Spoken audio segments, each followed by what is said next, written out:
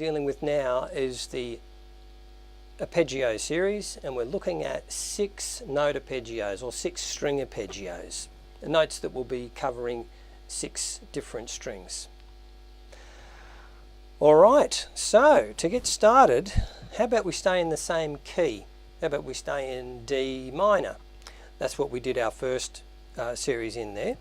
So with D minor, how I first started doing them, and I'm not saying this is the best way or anything, so if you don't like it, just have a shot at someone else's version. But I started with those 3 notes and then those 3 notes. So it's basically the same thing, but an octave lower.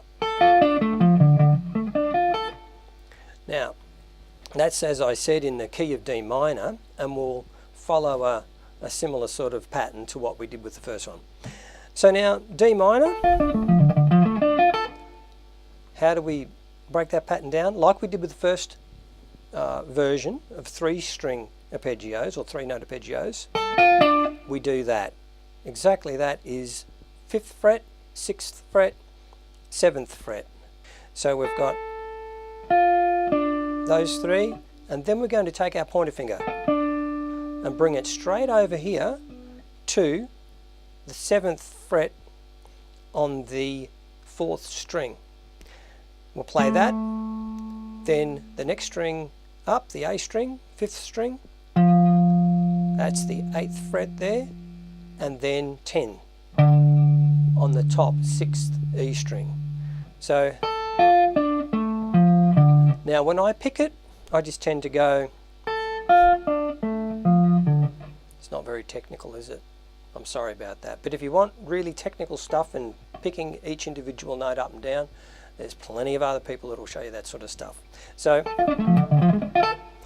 that's what we're going to do here. So down,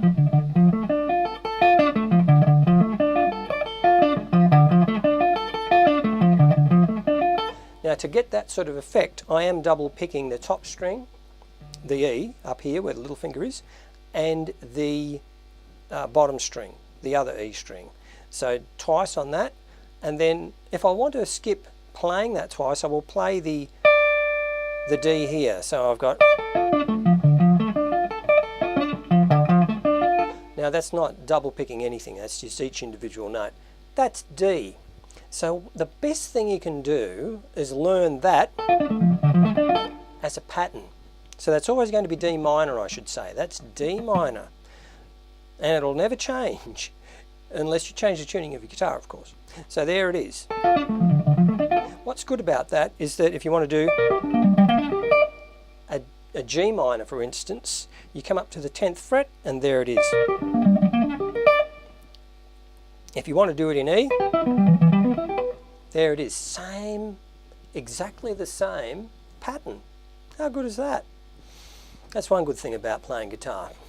Okay, now, so like we did with the last, with the 3 string or 3 note arpeggio tutorial, now we're going to go to the next chord, and it is that G minor. We're going to do exactly the same thing, exactly the same pattern, which will be, or starting on the 10th fret. That's where we're going to start from. So what we'll do, we'll go, and then we're going to play after that a major. Now, to play a major, we're going to use the A shape to play the first 3, as we did, an A-shaped chord. Yeah, it's going to be an A to there, and then we're going to cross over to like a G shape. Okay, so to play that A shape chord, then with the G on the lower pitched notes, you're going to play 3rd fret, 1st string, 5th fret for the 2nd and 3rd strings. You're going to have to use your pointer finger again to play the 5th fret on the 4th string, and then your 2nd finger on the 7th fret on the 5th string, and then on the top string you'll be playing 8 on the E. Okay, so that's a major in the in the A shape and then G up the top, because that's like a G chord there. Well, you know how the fancy guys play it like that. Alright, so it starts with the D, the G minor, the C, and then we're going to play an F, I think. We play an F. However, that F is exactly the same pattern, because it's a major, as the C that we just did. How good is that? So we've got the D minor, the G minor, the C major, then the F major. Then we're going to do a B flat major. And that's exactly the same pattern as C and F. Right, but now where do you play them though? Let's just slow that down. So we know that we start the C on the 3rd fret.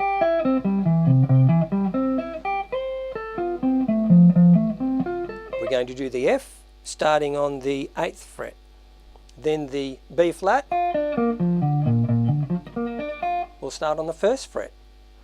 And then after that, let's see what happens.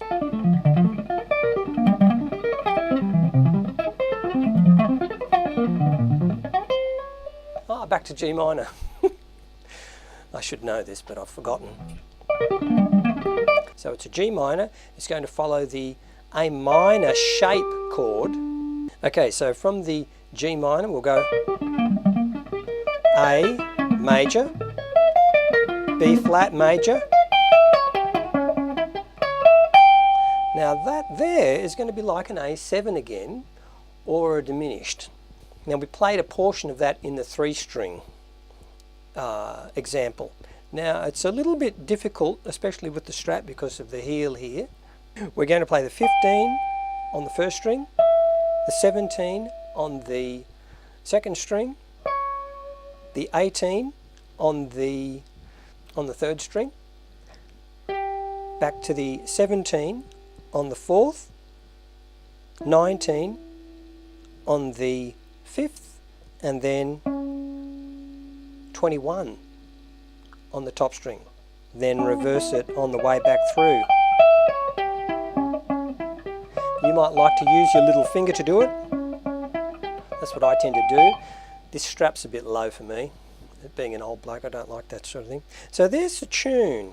So there's your 6-string arpeggios. That's the way I do it. Now there's other people that'll do them different ways. If you don't like that, that's understandable. You just go and have a shot at someone else's version.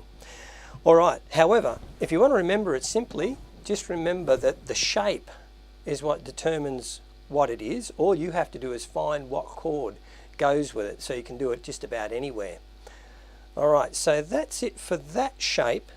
Next, what we'll do is deal with the 5-string arpeggios, which are quite popular for those who detune their E string.